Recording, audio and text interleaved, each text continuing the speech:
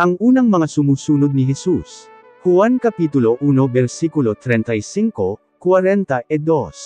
Pagkasunod adlaw, didto nausab si Juan uban sa duha sa iyang mga sumusunod.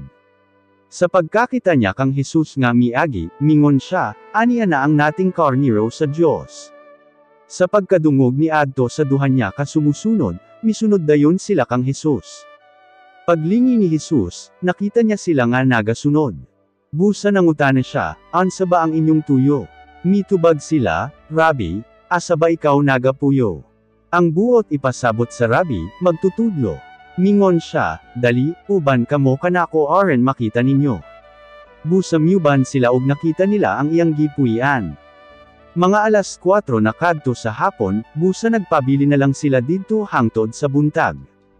Ang usa sa duha nga nakadungog sa giingon ni Juan ug misunod kang Jesus mao si Andres nga igsuon ni Simon Pedro. Pagkabuntag, gipangita dayon niya ang iyang igsuon nga si Simon ug gisultihan niya nga nakita nila ang Mesiyas. Ang buot ipasabot sa Mesiyas, Kristo. Ug gidala niya si Simon kang Jesus. Pag-abot nila kang Jesus, gitutukan ni Jesus si Simon ug giingnan, ikaw si Simon nga anak ni Juan. Apan sukad karon tawgon ka na nga Cephas. Ang Cephas sama o sab sa ngalan nga Pedro nga ang buot ipasabot, bato.